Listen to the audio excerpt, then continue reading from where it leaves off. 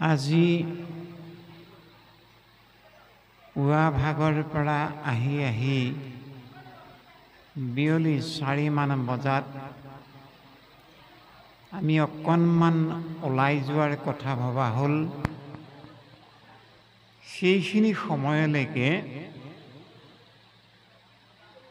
হিৰণ্যাক্ষ বধৰ পিছত বৰাহৰূপী ভগৱন্তৰ লীলা শ্ৰৱণ হৈ গ'ল আৰু তাৰ পিছত তৃতীয় স্কন্ধৰে কদৰ্ম দেৱহূতিৰ বিবাহ বৰ্ণনা, 2 নম্বৰত মাতৃ দেৱহূতিৰ সন্মুখত কপিল ভগৱন্তৰ ভক্তিৰ লক্ষণ বৰ্ণনা, সাংখ্য ভক্তি যোগ মৰ্মে সাংখ্য ৰীতিৰ মৰ্মে ভক্তিৰ বিশেষ বিৱৰণ আদি আদি বহুসমূহ তাৎপৰ্যপূৰ্ণ বিষয় আই মাতৃসকলৰ বিশেষ ধৰণে মন কৰিব লগা এখন সমুদ্ৰ আমি পাৰ হৈ আহিলোঁ।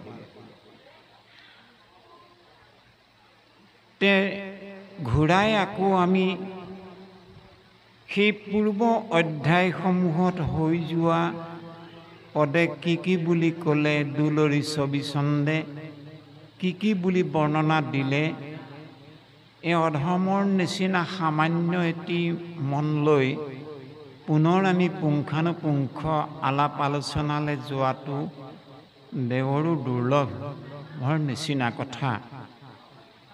তথাপিতো আমি যৎকিঞ্চিত চেষ্টা কৰা হ'ব আপোনাসৱৰ কণমান যদি আমি সহায় সহানুভূতি পাওঁ। প্ৰভু সমস্ত আই মাতৃবৃন্দ, বৰ্তমান আমাৰ চলি আছে মায়াৰ প্ৰভাৱ। বৰ্তমান পদত কপিল ভগৱন্তই মাতৃ দেৱহূতিৰ আগত মায়াৰ শক্তি সম্পৰ্কে বৰ্ণনা কৰি আছে। আমি এই অধ্যায় ভাগৰ গৰ্ভাংশত বহুতখিনি কথাই আমি জানিব লগা আছে। জীৱৰ বিলায়নো কেনেকৈ হয়, এই বিষয়ক কথাসমূহেই বিশেষ ধৰণে কৃপা হৈ আছে। আমাৰ ইন্দ্ৰিয়বিলাকৰ ভিতৰত মনটো ৰজা বুলি কৈছে, আৰু এই মনটোৰ কাৰণেই আমি দুখ যান্ত্ৰণা ভুগিব লগা হয়, আৰু মনৰ কাৰণেই আমি সুখ লাভ কৰিব পাৰোঁ, বৈকুণ্ঠৰ সম্পদো আহৰণ কৰিব পাৰোঁ মনৰ কাৰণেই, আৰু মনৰ কাৰণে হেনো আমি নৰক যান্ত্ৰণাও ভুঞ্জিব লগা হয়। মনে মনুষ্যানাম কাৰণম বন্ধ মোক্ষয়োঃ বন্ধায় বিষয়াসক্তম মুক্তিৰ নিৰ্বিষয়ম স্মৃতম। মনে মনুষ্যানাম, মানুহবিলাকৰ হেনো মনটোৱেই হ'ল কাৰণ। কিহৰ কাৰণ? বন্ধ আৰু মুকুতিৰ কাৰণ হ'ল মনটো। বন্ধ কেনেকৈ হ'ব লগা হয় হেনো? বন্ধায়, মানুহ তেতিয়াই বন্দী হ'ব লগা হয়, বন্ধনত পৰিব লগা হয়, যান্ত্ৰণাত পৰিব লগা হয়, দুখ পাব লগা হয়। কেতিয়া?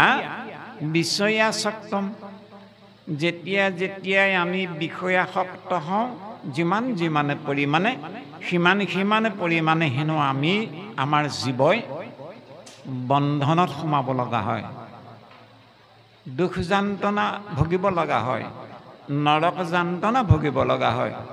মুক্তি নিৰ্বিষয়ম স্মৃতম, যিমান পৰিমাণে আমি নিৰ্বিষয়ী হ'বলৈ যত্নপৰ হ'ম,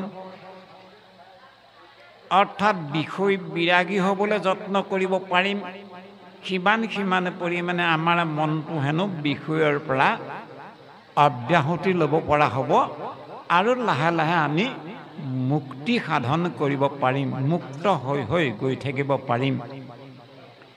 এতিয়া বন্ধায় বিষয়া সক্তম, আমাৰ মনটোৱে যিমান পৰিমাণে বিষয়ৰ প্ৰতি আসক্ত হ'ব, আকৃষ্ট হ'ব, সিমান পৰিমাণে কি হয় বুলি কৈছে, ওৰাম ঈশ্বৰৰ মায়া আহে ভাৰ্যা ৰূপ ধৰি। আমাৰ যে আইগৰাকী, গৃহিণী আইগৰাকী, পতিৰ ওচৰত পত্নী যে, আৰু পত্নীৰ সন্মুখত যে পতি কি ঈশ্বৰৰ মায়া বুলি কৈছে। পতিজনৰ ওচৰত পত্নীগৰাকী মানে ঈশ্বৰৰ মায়া হেনো একো গৰাকী। এই ঈশ্বৰৰ মায়া কেনেকৈ আহিছে? ঈশ্বৰৰ মায়া আহে ভাৰ্যা ৰূপ ধৰি, মোৰ ভাৰ্যা বুলি মনে থাকয় আৱৰি। ওৰাম তাইৰ ভুজ আলিংগিয়া থাকে শৰীৰত, যেন লতা মেৰহায়া থাকয় শৰীৰত। তাইৰ ভুজ আলিংগিয়া থাকে শৰীৰত। পুৰুষেও নিজে নিজক পাহৰি গ'ল আৰু প্ৰকৃতিগৰাকীয়েও নিজে নিজক পাহৰি গ'ল। দুয়োৰো মনত এনেকুৱাই ভাৱ হ'ল যে মোৰ মানে মোৰ পত্নীৰ বাহিৰে আন কোনো নাই। পত্নীগৰাকীও ভাবিলে মোৰ মানে মোৰ স্বামীৰ বাহিৰে আন কোনো নাই। যেন লতা থাকয় বৃক্ষত আৱৰি, থাকয় বৃক্ষত পক্ষীৰ শব্দ শুনি হোৱে উন্নমত। যিদৰে অৰণ্যত বনাঞ্চলত বৃক্ষবিলাকত লতাবিলাক আবৃত হৈ বগাই থাকে, লতা বগাই থাকিবলৈ হ'লে যিদৰে এজোপা গছৰ দৰকাৰ হয়, ঠিক আই মাতৃসকলৰ নাৰীগৰাকী, প্ৰকৃতিগৰাকী এই বিষয়িক সংসাৰখনত জীয়াই থাকিবৰ কাৰণে সেই লতাডালে গছ এজোপাৰ আশ্ৰয় যিদৰে দৰকাৰ, ঠিক তেনেধৰণে বাপ এজনৰ পুৰুষৰ দৰকাৰ হয় প্ৰকৃতিগৰাকী জীয়াই থাকিবৰ কাৰণে। এতিয়া দুয়োৰো ইমান আসক্ত হৈ গ'ল যে কেতিয়াবা যিদৰে বনাঞ্চলত পক্ষীৰ শব্দ শুনি বসন্ত কালত সেই বৃক্ষত আশ্ৰিত হৈ থকা লতাবিলাকে উন্নমত হৈ যায়, ঠিক তেনেকৈ মোৰ ভাৰ্যা বুলি থাকয় আৱৰি, ঈশ্বৰৰ মায়া আহে ভাৰ্যা ৰূপ ধৰি। এই ঈশ্বৰৰ মায়া যি প্ৰকৃতি ভাৰ্যা বুলি যাক ভাবিছোঁ, গৃহিণী বুলি যাক ভাবিছোঁ, সেইগৰাকীও সন্মুখত বাপজন বা আইগৰাকী অনুমত্ত হৈ যায়। কেনেকৈ?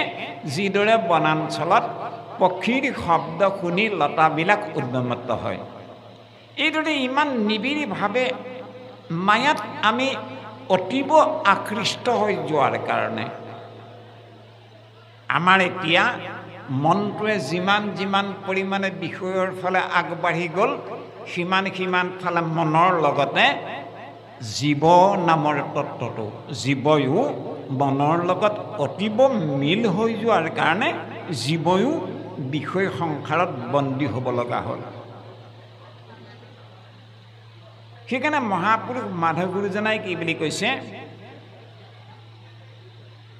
ও মনে পাপ মনে পুণ্য মনে স্বৰ্গ মনেকে কৰিছে ভেদ আপোন পৰক এই ৰাম যতে কয় ইন্দ্ৰিয় গণ মনৰে অধীন মনৰে আজ্ঞা পালি থাকে ৰাত্ৰি দিন এই মনে যে পত্নীগৰাকীয়েই মানে মোৰ যথা সৰ্বস্ব বুলি ভাবি একেবাৰে যে বিষয় সংসাৰৰ অত্যন্ত বিষধৰ হোৱা স্বত্বেও বিষয় তাক অমৃত যেন উপলব্ধি কৰিবলৈ আৰম্ভ কৰি দিলে বিষয় সংসাৰখন কেনেকুৱা বুলি কৈছে ও প্ৰথমে মধুৰ খালে বিষমিলে নজানিয়া মচ্ছে যেন বৰশী গিলে হে মাও কপিল ভগৱন্তই কৈছে মাতৃ দেৱহূতিৰ আগত বিষয় সংসাৰখন এটা উদাহৰণ দিছে প্ৰথমে মধুৰ বুলি কৈছে হয় ওপৰে ওপৰে বিষয় সংসাৰখন পতি পত্নীৰ মৰম চেনেহ ইমান সোৱাদ ইমান মধুৰ প্ৰথম অৱস্থাত একেবাৰে অমৃতেই অমৃত কিন্তু দিনক দিনে যেতিয়া দিন পাৰ হৈ গ'ল কাল অতিক্ৰম হৈ গ'ল লাহে লাহে জ্বালা যন্ত্ৰণা বাঢ়ি গ'ল আৰু প্ৰথমে মধুৰ যিগৰাকী আয়ে গৃহিণী আয়ে যিজনী ছোৱালীয়ে টানকৈ মাত এটা মাতিব নোৱাৰিছিল নামাতিছিল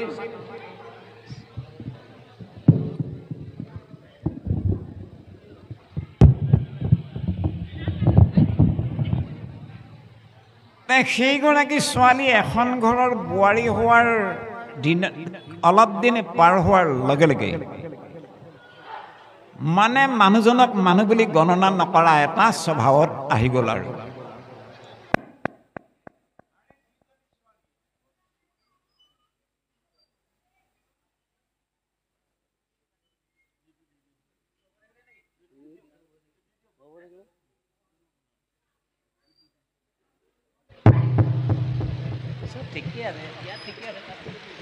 Hello, sir. Krishna.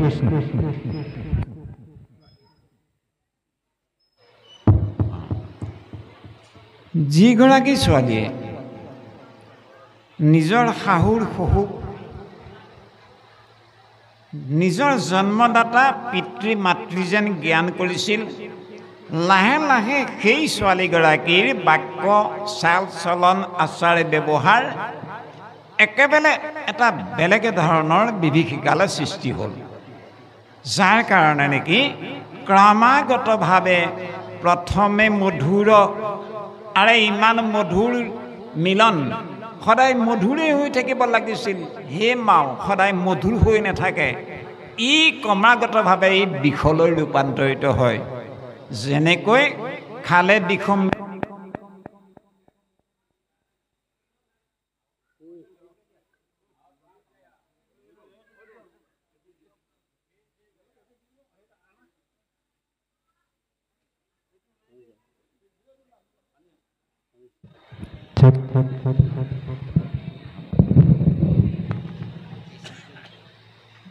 মৎস্যৰ এটা উদাহৰণ দিছে মাছটোৱে চাব আপুনি আমি যেতিয়া বৰশী টোপাবলৈ যাওঁ শ'ল মাছৰ মানে বৰশী বাবলৈ যাওঁ নহয় শ'ল মাছটোৱে কি কৰে যেতিয়া আপুনি লোহা উভতা কল লগা বৰশীটো টোপটো চিলাই মানে টোপাই থাকিব শ'ল মাছবিলাকে চাবচোন চাই থাকিবহি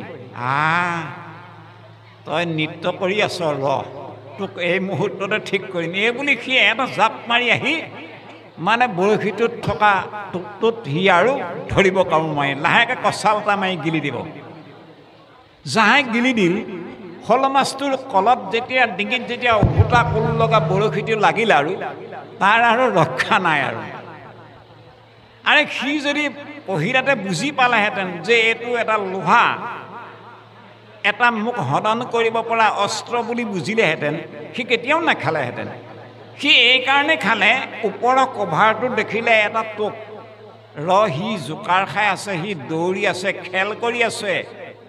এতিয়া তাক মানে এই মুহূৰ্ততে খাওঁ বুলি দিলে নহয় গিলি।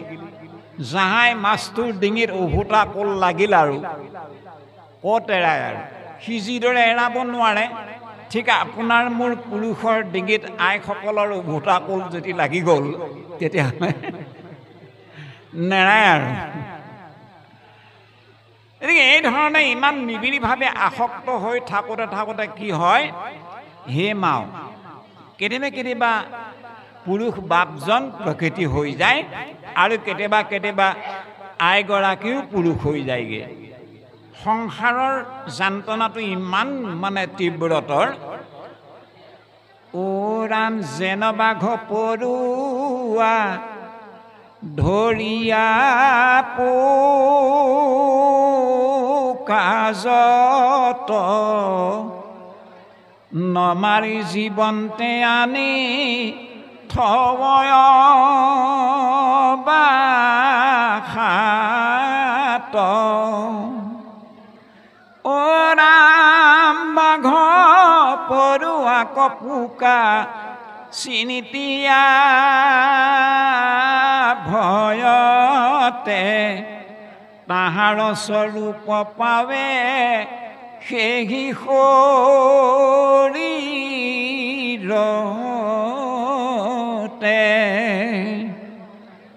যেন বাঘ পৰুৱা মানে কুমাৰণীবিলাকক আপোনালোকে দেখিছে, কুমাৰণীজনীক কুমাৰণীয়ে কণী পাৰেনে বাৰু? পোৱালি জগায়, পোৱালিও নজগায়, কণীও নেপাৰে। যেনেকৈ কুলি চৰায়ে কণীও নাপাৰে, পাৰে কণী কিন্তু পোৱালি নলিয়াই, কাউৰী বাঁহত কণী পাৰি থৈ গুচি আহে। আৰু কাউৰীজনীয়ে মোৰে মানে পোৱালি মোৰে ডিমা বুলি ভাবি উমনি দি থাকোঁতে থাকোঁতে কাউৰী বাঁহত কুলি চৰাই পোৱালি হয়গৈ। পাখি গজি উৰিব পৰা যেতিয়া হয় আৰু কাউৰীক এৰি থৈ কুলি চৰাই নিজৰ গয়াগেটি ওচৰলৈ দৌৰ মাৰে। এতিয়া হ'ল কি, এই কুমাৰণীজনীয়ে যেতিয়া মাটিৰে খুটাটোত বা ৱালখনত বেৰত বাঁহটো বনাই হৈ গ'ল, কুমাৰণীজনীয়ে গেলা পচা জেগা এডোখৰত গৈ গুণগুণাই চাই থাকিবগৈ। কিবা কেতিয়াবা পতংগ গেলা পচা জেগাত পৰি থকা, সেই গেলা পচা জেগাত কীট বা পতংগটোৰ সেয়াই স্বৰ্গভূমি তাৰ কাৰণে সেয়াই সোৱাদ, সেয়াই অমৃত গেলা পচা জেগাতে। কিন্তু সেই গেলা পচা জেগাৰ পৰা কুমাৰণীজনীয়ে দেখিব যে ইয়াক পাৰিম বোলে, এই বুলি পোক এটা তাৰ পৰা ধৰি লৈ আনে। নেমাৰে, নমাৰি জীৱন্তে আনি থয় বাখাত। বাখাত মানে কুমাৰণীজনী বাঁহটোত জীয়াই জীয়াই লেটাটো বা পোকটো আনি ভৰাই দিবহি। ভৰাই দি তাই ওচৰতে গুণগুণাই থাকিব। এই জীৱন্ত পোকটোৱে, তাৰতো এটা জীৱ আছিল, সি কি কৰিব, মোক এনেকুৱা চকুকেইটা টেলেকা টেলেক, মোক এনেকুৱা ঠেং, এনেকুৱা বহুত ঠেং, এনেকুৱা ৰঙৰ, এইজনীয়ে যে মোক ধৰি আনিছিলে মোৰ ওচৰতে আছে, আকৌ গুণগুণাই মোক আকৌ ধৰিব নেকি? এই ধৰণে তাই সেই পোকটোক লেটাটোক তাত বাঁহটোত ভৰাই দিলে কিবা খাদ্য যোগান ধৰে নেকি? কুমাৰণীজনীয়ে নধৰে। সি নাখায় নবৈ কেৱল মনে প্ৰাণে কুমাৰণীজনীক বাঘ পৰুৱাক চিন্তা কৰি থাকোঁতে থাকোঁতে তাৰ প্ৰাণ গুচি যায়গৈ। আৰু বাঘ পৰুৱাক পোকা চিন্তিয়া ভয়তে তাহাৰ স্বৰূপ পাৱে সেই শৰীৰতে। এই কুমাৰণীজনক ভাবি থাকোঁতে যিদৰে পোকটোৱে এটা নতুন জন্ম প্ৰাপ্ত হৈ গ'ল, সেই জন্মটো কি হ'ল, পোকৰ পৰা পোকেই হ'ব লাগিছিলে, নহ'ল, এজনী কুমাৰণী হৈ গুচি গ'ল। যদ্ৰুপ ঠিক তেনেধৰণে জীৱাজাক সৰ্বক্ষণে চিন্তিয়া থাকয় তাহাৰ স্বৰূপক সিটো অৱশ্যে পাৱয়। মই যদি মোৰ ঘৰৰ গৃহিণী আইগৰাকীৰ কথা ভাবি থাকোঁতে মোৰ প্ৰাণ গুচি গ'ল, মই অহা জন্মত এগৰাকী আই মাতৃ স্ত্ৰী এগৰাকী হ'বগৈ লাগিব। বা আইগৰাকীয়ে যদি বাপজনৰ কথা প্ৰাণ প্ৰয়াণৰ সময়ত ভাবি থাকোঁতে প্ৰাণ গুচি গ'ল, আইগৰাকী অহা জন্মত এজন বাপ হ'বগৈ, পুৰুষ হ'বগৈ। মানে এই ধৰণে জীৱৰ যিটো যন্ত্ৰণা, জীৱৰ যিটো বিলাই, এই বিলাই কাৰণে জীৱই নৰক যন্ত্ৰণা সেই মাতৃ ভুগিব লগা হয়, জীৱন্ত অৱস্থাতে নৰক যন্ত্ৰণা ভুগিব লগা হয়। আৰু এই যে মায়াৰ বন্ধনত বন্দী হৈ বাপজনে যে আইগৰাকীক মোৰ ল'ৰা বুলি, মোৰ ছোৱালী বুলি, মোৰ পত্নী বুলি যে আসক্ত হ'ল, প্ৰকৃততে সেই বাপজনৰ গৃহিণীগৰাকী তেওঁ নেকি? তেওঁ জন্ম হৈ আহোঁতে লৈ আহিব পাৰিছিল নেকি? নাই পৰা। মাজতে কেইটামান দিনৰ কাৰণে লগ্ন হ'ল, আৰু এইকেইটা দিনতে জ্বালা যন্ত্ৰণা ভুগি ভুগি এতিয়া যাবৰ সময় হয় যেতিয়া আই, তেতিয়া ও পুত্ৰ ভাৰ্যা সবে ৰৈ মৃতক জনক ও মৰিলে ও পাৱে লাগ বান্ধৱ কৃষ্ণক। আই, এই মোৰেতো জীৱনৰ মোৰ পত্নী বুলিয়ে চাপমোহৰ মাৰি আছিল। এই মোৰটো কিমান দিনৰ, কিমান সময়ৰ কাৰণে মোৰ হৈ থাকে? সিমান সময়ৰ কাৰণেহে হৈ থাকে।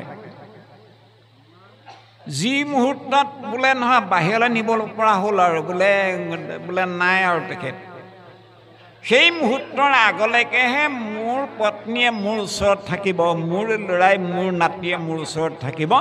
যাহাই মৰিলে বুলি ঘোষণা হ'ল, মোৰ ওচৰলৈ এতিয়া শৰীৰটো একেটা শৰীৰে মোৰ ওচৰলৈ এতিয়া মোৰ শৰীৰটোত যেতিয়া বগা কাপোৰ এখন দি ঢাকি দিব, বাহিৰত যেতিয়া উলিয়াই থ'ব, তেতিয়া আৰু মোৰ এই বডিটোৰ ওচৰলৈ নাতি ল'ৰাটোক যাবলৈ নিদিয়ে, ল'ৰাটোক যাবলৈ নিদিয়ে। কেলে? প্ৰেত লাগিব, ভূত লাগিব। আৰে এক মুহূৰ্তৰ আগলৈকে মোৰ স্বামী, মোৰ পিতা, মোৰ ককা হৈ আছিল। এটা মুহূৰ্তৰ পিছতে এতিয়া ভূত হৈ গ'ল, প্ৰেত হৈ গ'ল, যাবলৈ নিদিয়ে ওচৰলৈ। কিজনী প্ৰেত লাগিব, ভূত লাগিব।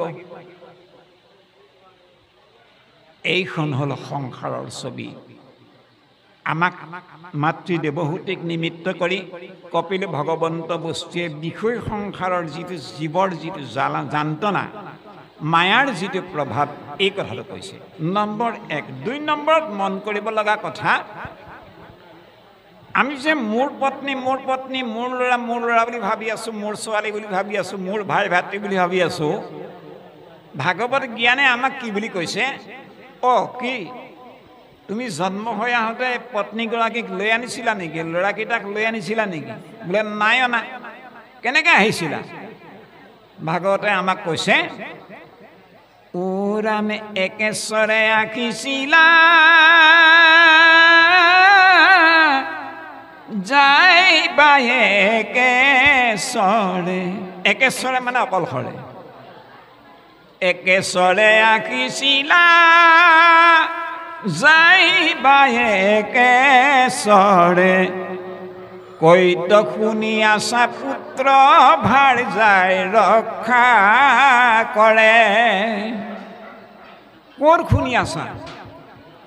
ভাৰ্যাই ৰক্ষা কৰিব, পুত্ৰ ৰক্ষা কৰিব। আহোঁতেও তুমি অকলে আহিছিলা, যাওঁতেও অকলে গুচি যাব লাগিব।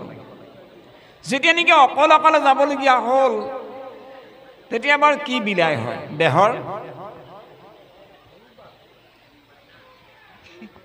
এই ধূপৰ এইটো অকণমান ইফালে দি দিবনে বাৰু? নহ'লে আৰু টানিব নোৱাৰিম আৰু। অকণমান এইটো ইফালে দি দিয়ক ধূপৰ। গতিকে মই যেতিয়া নেকি মোৰ প্ৰাণ প্ৰয়াণ হৈ গ'ল, মোৰ শৰীৰটো যেতিয়া জড় হৈ গ'ল, তেতিয়া ৰাইজে গঞাজ্ঞাতে পৰিয়ালবৰ্গই কি কৰে? বাহিৰলৈ উলিয়াই ক'ত থ'ব? তাৰ আগলৈকে মোৰ এই শৰীৰটো ক'ত আছিলে? আৰে সোণৰ হেন মানে এখন সজ্জাত, আৰে দুগ্ধ ফেনৰ সদৃশ কোমল এখন আৰামী বিচনাত যাহাই মৰিল বুলি ঘোষণা হ'ল, তেতিয়া কি হ'ল? ও ৰাম চোতালতে থব দেহি ধূলিতে পেলাই এ কাঠে বাঁহে জপতিয়াই দিব জুই জ্বলাই। যাহাই মৰিল বুলি ঘোষণা হ'ল চোতালত থব দেখি ধূলিতে পেলাই কাঠে বাঁহে জপতিয়াই দিব জুই জ্বলাই। নম্বৰ 1। 2 নম্বৰত পৰিয়ালবৰ্গ শোক সন্তপ্ত পৰিয়ালটোৱে কি কৰে?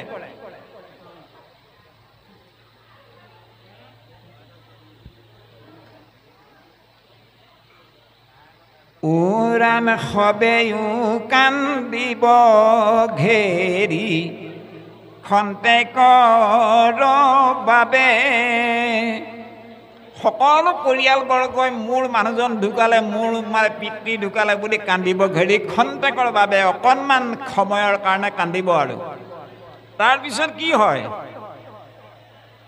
সবেও কান্দিব ঘেৰি খন্তেকৰ বাবে, সম্পত্তি ভগাই ল'ব আৰু কোনে ভাবে। বোলে মাই থৈ গ'ল কি? দেউতাৰ বেলেঞ্চ কি আছে, মাৰ বাকচটোত কি আছে, সেইবোৰ মাৰ সম্পত্তি পিতৃৰ সম্পত্তি ভগাই লোৱাত আৰু হিচাপ নিকাচ আহি গ'ল। আৰু ভাবিবলৈ সময় নাই। এই বাহিৰত পেলাই থোৱা ডেড বডিটোৰ কেইজনমান আপোন মানুহে কি কৰিব এতিয়া? হাংগি ভাৰ কৰি নিব কান্দি কান্দি, দেখিও দেহ বিলাই। চকুৰ নিমিষে অগ্নি জালি উঠি ইদেহ কৰিব চাই। চকুৰো টুকি টুকি হাংগি ভাৰ কৰি নিব কান্দি কান্দি, দেখিও দেহৰ বিলাই। চকুৰ নিমিষে অগ্নি জালি ই দেহ কৰিব চাই। এই মায়াময় সংসাৰখনত হিমাও জীৱৰ বিলাই এনেকুৱা। এই ভয়ানক যিটো নৰক যান্ত্ৰণা পৰিৱেশ, ইয়াৰ পৰা পৰিত্ৰাণ কেনেকৈ পোৱা যাব? এটাই উপায় আছে। কি উপায়? হে মাও, উজাৰ ভয়ে চন্দ্ৰ সূৰ্য পৱন সঞ্চৰে, পলাই জগতৰ মিত্ৰ যি প্ৰভু দৰে। ও ৰাম সেই প্ৰভু জগন্নাথ অনাথৰ দেৱ, হৰি বিনে ত্ৰাণ কৰ্তাই আন নাহি কেৱ। এজনেই মৃত্যুৰ পৰা আমাক বচাই দিয়াৰ দেৱতা ইষ্টদেৱ আছে, সেইজন হ'ল যাৰ ভয়ে চন্দ্ৰ সূৰ্য পৱন সঞ্চৰে। যাৰ ভয়ত চন্দ্ৰ সূৰ্য অগ্নি বায়ু দেৱগণে ভয়ত কম্পিত হৈ নিজৰ কক্ষত থাকি কামবোৰ কৰিবলৈ বাধ্য হৈছে। যাৰ ভয়ত মৃত্যুপতি যমেও জীৱবিলাকক ধৰি নি বিচাৰ কৰা কামটো অতি সাৱধানতাৰে কৰিবলৈ বাধ্য হৈছে, নহ'লে মৃত্যুপতি যমকো দণ্ড দিওঁতা এজন আছে, ভগৱান কৃষ্ণই দণ্ড দিব। সেই প্ৰভু, সেইজন প্ৰভু জগন্নাথ অনাথৰ দেৱ, হৰি বিনে ত্ৰাণকৰ্তা। না পত্নী, না পুত্ৰ, না ভাই ভাতৃ কোনো ৰাখিব নোৱাৰে। কেৱল ৰাখিব পৰা এজনহে দেৱতা আছে, সেইজন হ'ল ভগৱান কৃষ্ণ।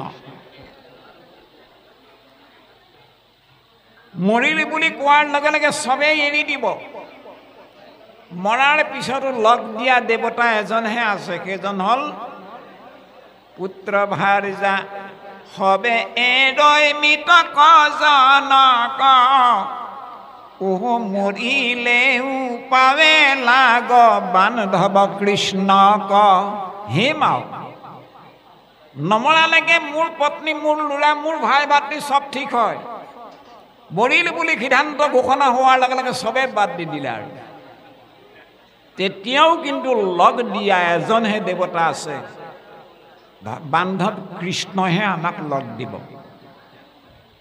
তাৰমানে কি মৰাৰ পিছতো ডেড বডিটিৰ ওচৰত ভগৱান কৃষ্ণ বহি থাকিবই নেকি শ্মশানলৈ নিওঁতে ডেড বডিটোৰ লগত ভগৱান কৃষ্ণ যাবগৈ নেকি নহয় অৰ্থাৎ ভগৱন্তই লগ নেৰা মানে ভগৱানে অকৰা নেকি যে মানুহ এজন মৰিলে আই এগৰাকী বিয়োগ হ'ল ভগৱান কৃষ্ণ আহি বহি থাকিবহি ভগৱান কৃষ্ণই মৰাৰ পিছতো দেহ নচ্ছৰ দেহ এদিন অৱসান হ'বই আজি নতু হওক শত বৎসৰ অন্তৰে অৱশ্যে মৰণ আছৈ হবে জগতৰে সমস্ত জগতৰ আজি নহ'লেও কালিলে নহ'লেও এমাহৰ পিছত নহ'লেও 2 বছৰ এবছৰ পিছত হ'লেও 100 বছৰৰ পিছত হ'লেও মৰণ আছেই কাৰ মৰণ দেহৰ মৰণ আছে আত্মাৰ মৰণ নাই আত্মা কেনেকুৱা আত্মা চিৰন্তন আত্মা উৰাম অমাবস্যা ভৈলে চন্দ্ৰ ৰশ্মিৰ বিনাশ দ্বিতীয়া তিথিত পুনু কৰয় প্ৰকাশ আমাৰ আগত দেউতাসকলে যে সুধিছিল অ' পাই আজি কি তিথিও ককা আজি আউসী আকৌ তেতিয়া আমাৰ দেউতাই কি কৈ উঠিছিল আজি চন্দ্ৰ মৰিল এই বুলি কৈছিল আৰু ইয়াতো বিশ্বাস আছিল সেই কথাটো ভাগৱত গ্ৰন্থৰ পদে কৈছে অমাবস্যা ভৈলে চন্দ্ৰ নমৰে আমাৰ দেউতাই আকৌ কয় আজি চন্দ্ৰ মৰিল ভাগৱতে কৈছে নহয় ককা চন্দ্ৰ নমৰে আউসী দিনা অমাবস্যাৰ দিনা চন্দ্ৰৰ ৰশ্মিটোহে নাইকিয়া হৈ যায় অমাবস্যা ভৈলে চন্দ্ৰৰ ৰশ্মিৰ বিনাশ চন্দ্ৰ বিনাশ নহয় সেইকাৰণেতো দ্বিতীয়া তিথিত কাশীখনৰ নিচিনাকৈ প্ৰকাশ কৰে চন্দ্ৰটো যদি চন্দ্ৰটো আউসী দিনাই মৰি থাকিলেহেঁতেন ভাগি থাকিলেহেঁতেন খহি পৰিলেহেঁতেন কক্ষপথৰ পৰা তেতিয়াহ'লে আউসী দিনা কি মানে দ্বিতীয়া তিথিৰ দিনা আকৌ চন্দ্ৰটো ক'ৰ পৰা আমি দেখা পালোঁ তাৰ অৰ্থই হ'ল চন্দ্ৰৰ বিনাশ নাই ৰশ্মিৰহে বিনাশ যিদৰে চন্দ্ৰৰ বিনাশ নাই যিদৰে ৰশ্মিহে বিনাশ ঠিক তেনেধৰণে ৰাম আত্মাৰ নাহিকে জানা জনম মৰণ দেহৰ ৰশ্মি মৰি কোনো হুৱেও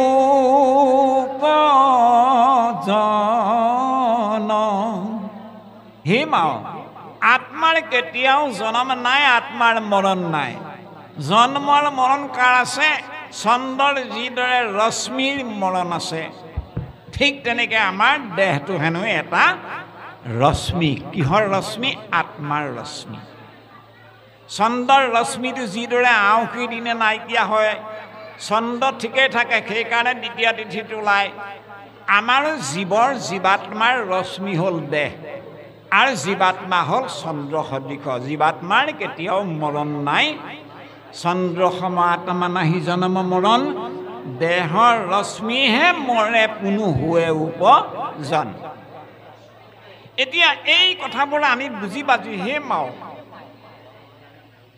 আমাৰ দেহ নশ্বৰ দেহ বিয়োগ হ'বই দেহ অৱসান ঘটিবই দেহ অৱসান হোৱা স্বত্তেও আমাৰ জীৱ কলৈ গ'ল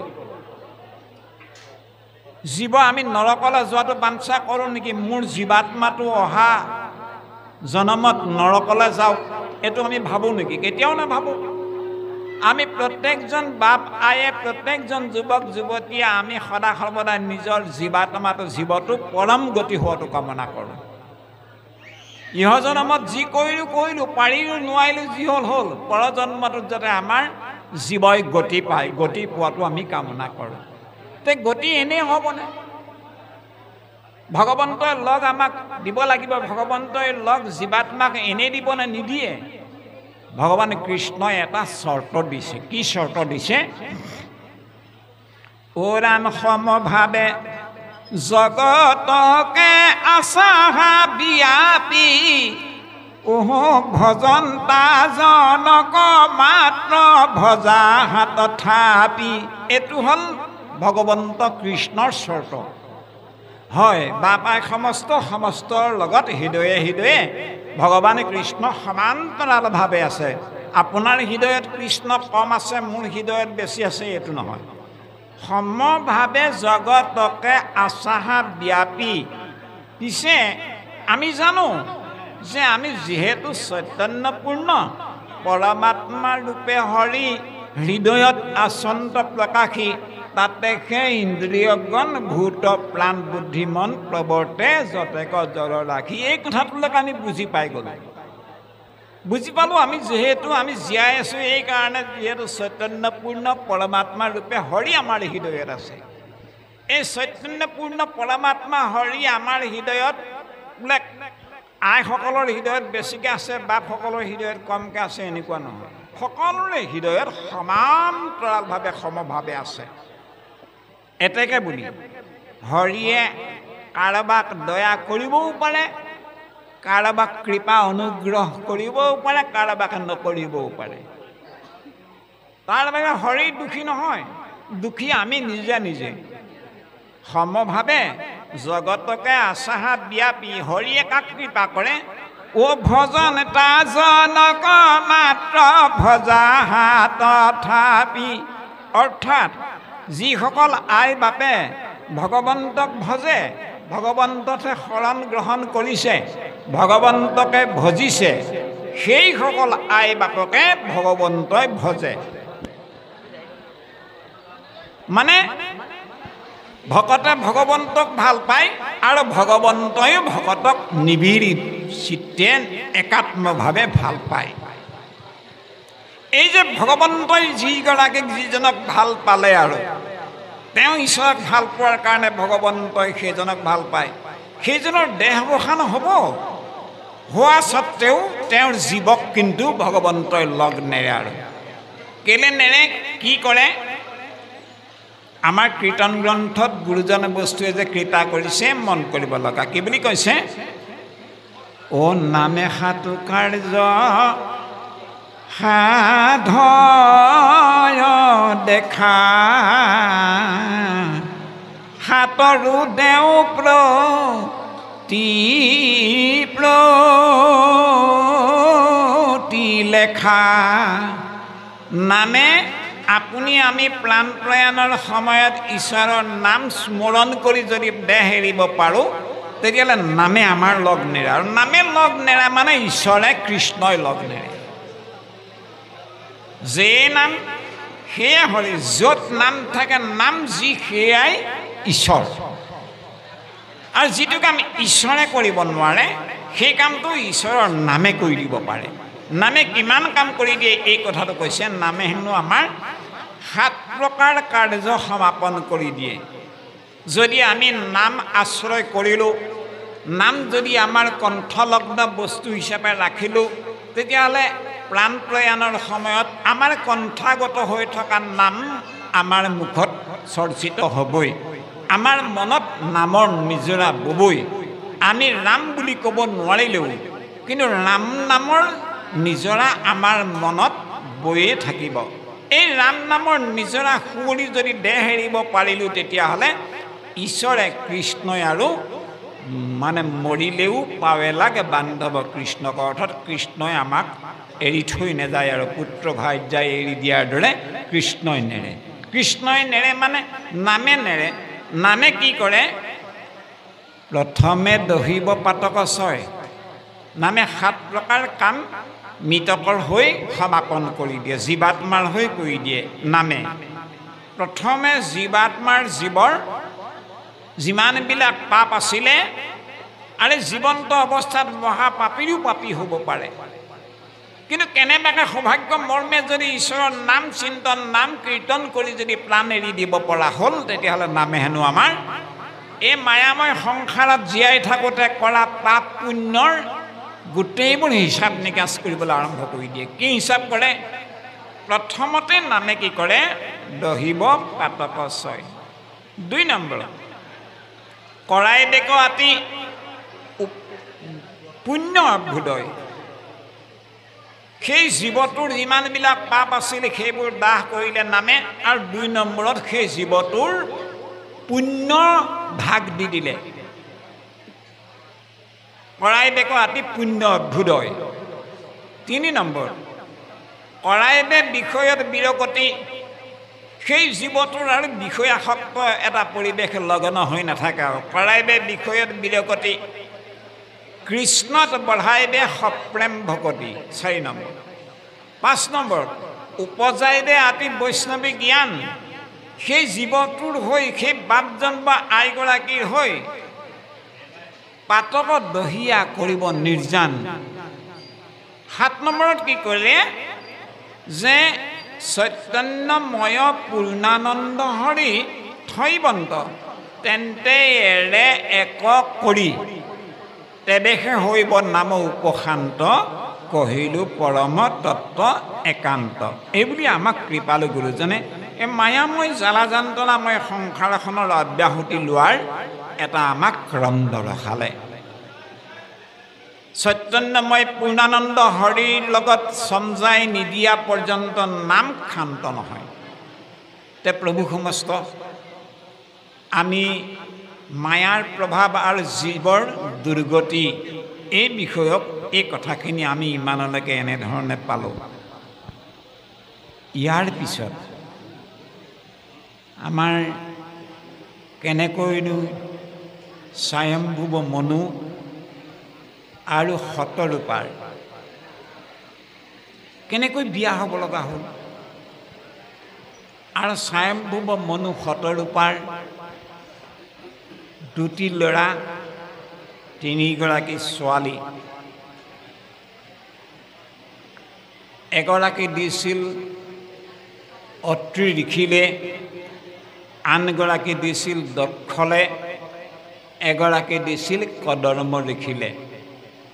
কদৰ্ম ঋষিলে দিয়া কন্যাগৰাকীৰ নাম আছিল দেৱহূতি। কদৰ্ম ঋষিৰ লগত দেৱহূতিৰ কেনেধৰণে বিয়া হ'ব লগা হ'ল, বা স্বয়ম্ভুৱ মনুৰ লগত শতৰূপা সুন্দৰীৰ কেনেধৰণে বিয়া হ'ব লগা হ'ল, এই বিষয়ক বিৱৰণসমূহ আমি অকণমান মনে যেনেকৈ আমাৰ ঢুকি পায় তেনেকৈ আমি চুই আহিবৰ প্ৰয়াস কৰিম। এইখিনিতে অকণমান ৰসযুক্ত কাহিনী এভাগ শুনক। বহুত সময় একেধৰণৰ কথাবোৰ শুনি থাকিলে বৰ অস্বস্তি লাগি যায়। মানে কথা কাহিনী এভাগ শুনক আইসকল বাপ সমস্ত। আগৰ দিনত এই সমাজত নামষাৰ চৈতন্য কৰা দায়িত্ব কেৱল সত্ৰাধিকাৰৰ হাততে আছিলে। বহু পুৰণি যুগৰ এটি কাহিনী যে সেইখিনি সময়ত আৰু এখন সত্ৰৰ অধিকাৰ প্ৰভু এজন আছিলে। সেই অঞ্চলটোত গাঁৱে ভূঞে চহৰে নগৰে প্ৰভু ঈশ্বৰৰ নিমন্ত্ৰণ থাকে নাম গোৱাবলৈ। বোলে প্ৰভু ঈশ্বৰে ৰাতিও কেতিয়াবা যাব লগা হয়, দিনততো যায়েই। এতেকে প্ৰভু ঈশ্বৰৰ লগত প্ৰভু ঈশ্বৰে ৰাতি যাবৰ কাৰণে লগ এটি হ'বৰ কাৰণে এজন ভকত লৈ যাবলৈ ভাবিলে। ভকতজন প্ৰভু ঈশ্বৰৰ লগত যোৱা ভকতজন স্বাভাৱিকতে বৰ পঢ়া শুনা একেবাৰে নাছিল, আন পঢ়ুৱৈ ভকত। গোসাঁই ঈশ্বৰৰ লগত যোৱাৰ কাৰণে লিটিকাই বুলিও মাতিছিল মানুহে, গোসাঁইৰ লগত লিটিকাই। আৰু প্ৰভু ঈশ্বৰৰ লগত যোৱা ভকতজনে প্ৰভু ঈশ্বৰৰ গৃহৰ পৰা মোনা জলুঙা এইবোৰ প্ৰভু ঈশ্বৰক নিবলৈ নিদিয়ে আৰু ভকতে লৈ যায়। আকৌ সেৱা সকাম খাই ঘূৰি আহোঁতে প্ৰসাদৰ টোপোলাকে আদি কৰি কানি কাপোৰকে আদি কৰি মোনা জলুঙা এই লিটিকাই ভকতে আনি গুৰুৱাইক চমজাইহে ঘৰমুৱা হয়। আকৌ এনেকুৱা হ'লগৈ প্ৰভু ঈশ্বৰৰ লগত যাওঁতে যাওঁতে প্ৰভু ঈশ্বৰৰ শ্ৰীমুখে পদঘোষা শুনোতে যদিও পঢ়া শুনা নাছিল লিটিকাই ভকতৰ, বহুত পদঘোষা মুখস্থ হৈ গৈছিল। কেতিয়াবা প্ৰভু ঈশ্বৰে নাম দি থাকোঁতে পদ দি থাকোঁতে যদি কেনেবাকৈ ঘোষা এজোকা পদ এজোকা পাহৰিলে, তেতিয়াহ'লে এই লিটিকাই ভকতৰ ফালে চালেই হ'ল আৰু মানে ধৰি দিয়ে আৰু হেঁচুৱাই আঁতৰত গুচি যায়গৈ। এতিয়া আমাৰ বৰ দৰকাৰ হয় নহয়, আমাৰ যিজন নামাচাৰ্য আমি এতিয়াও বহুৱাওঁ, তেওঁৰ ওচৰত যদি পদঘোষাৰ অকণমান অৰ্হতা থকা সোঁৱে বাৱে দুজন ভকত বহুৱাই, তেতিয়াহ'লে নামাচাৰ্যজনে জটিলতাত নপৰে আৰু কেলৈ অকণমান চালেই হ'ল ধৰি দিব আৰু গুচি যায়গৈ। তেতিয়াও সেই প্ৰভু ঈশ্বৰৰ লগত যাতে পদঘোষা মুখস্থ হৈ আছে। এদিন আৰু প্ৰভু ঈশ্বৰে কি কৰিলে, বেলেগ এখন গাঁৱলৈ মাতিলে প্ৰভু ঈশ্বৰক, লিটিকাই ভকতক লগ ল'লে আৰু হ'ব প্ৰভু যাম। লিটিকাই ভকতে মনতে অংক এটা পাঙিলে, সদায় মই প্ৰভু ঈশ্বৰৰ মোনা জলঙা অনা নিয়া কৰোঁ, প্ৰভু ঈশ্বৰক কিমান যে ৰাইজে সেৱকী ৰাইজে সমাজে কিমান যে মান ধৰে, কিমান যে কানি কাপোৰ টকা পইচা দিয়ে, কাৰোবাৰ ঘৰত যদি যি জোঁৱাই সৰকা আছে কিমান যে মান ধৰে। এই মোক দেখোন সেই তাহানি দিনতে শিকি এটা দিছিল, আৰু এতিয়াও আজিকো পৰিমিত অত বছৰ হ'ল, আজি 30-25 বছৰ হ'ল প্ৰভু ঈশ্বৰৰ লগত মই গৈ থকা। মোক অকল তাহানি দিনতে দিয়া শিকিটোৰ নিয়মটো আজিও সেই এটা শিকিয়েই দি আছে। কিবা মোৰ ঘৰত কিবা ল'ৰা তিৰোতা নাই নেকি? মই চলিব নালাগে নেকি? আজিকালি দিনক দিনে বছৰে বছৰে বস্তুৰ দাম কিমান বাঢ়ি গৈছে, মই কেনেকৈ চলোঁ? মোকতো আৰু 1 অনা 2 অনাটো কিবা এটা বঢ়াই দিব লাগে। নাই, প্ৰভু ঈশ্বৰৰ লগত মই মাতিলে যাম, কিন্তু কেতিয়াবা যদি পদঘোষা পাহৰে মই আৰু কৈ দিয়াত নাই, এই বুলি সিদ্ধান্ত কৰি ল'লে আৰু। হয়ো এখন গাঁৱলৈ মাতিলে নহয়, আনকালে প্ৰভু ঈশ্বৰক সেই গাঁওখনলৈ নিমন্ত্ৰণ দিয়া নাই, নতুনকৈ মাতিছে। তে গোসাঁই ঈশ্বৰে লগ ল'লে আৰু লিটিকাই ভকতো আহিল নহয়। দেউৰী বিলনীয়াই দেৱৰ অৰ্থে শৰাই খফুৱা গুৱা বন্তি প্ৰসাদ সৰ্বস্ব অৰ্পণ কৰিলে। ভাৱে ভক্তিয়ে প্ৰভু ঈশ্বৰক হাতযোৰ কৰি জনালে, সেই প্ৰভু ঈশ্বৰ নামৰ কাৰণে আগবাঢ়িব পৰা হ'ল। প্ৰভু ঈশ্বৰে আৰু মানে ঘটিটো লৈ মুখাত তিয়াই আহিল, সেৱা ধৰি নামৰ আসনত বহিলহি। এই বিলনীয়া দেউৰী বাপসকলে প্ৰভু ঈশ্বৰৰ লগত অহা লিটিকাই ভকত, গতিকে প্ৰভু ঈশ্বৰে কিনাৰতে আসন এখন দিলে, বহিল আৰু। এতিয়া প্ৰভু ঈশ্বৰে লিটিকাই ভকতক কৈছে পহিলাতে, লিটিকাই বোলে প্ৰভু এই সদায়নো একেকেইজনা ঘোষা পদ কিমান দি থাকিম আৰু, আজি অলপ বেলেগ কীৰ্তন এভাগ দিওঁ বুলি ভাবিছোঁ, অকণমান চাবা আকৌ দেই। ই আৰু ভাবিলে আজি কিন্তু জমিব। মনৰ কথা মনতে ৰাখি প্ৰভু ঈশ্বৰক মানে সাহস দি দিলে, হ'ব প্ৰভু আপুনি আৰম্ভ কৰক, হ'ব চিন্তা কৰিব নালাগে।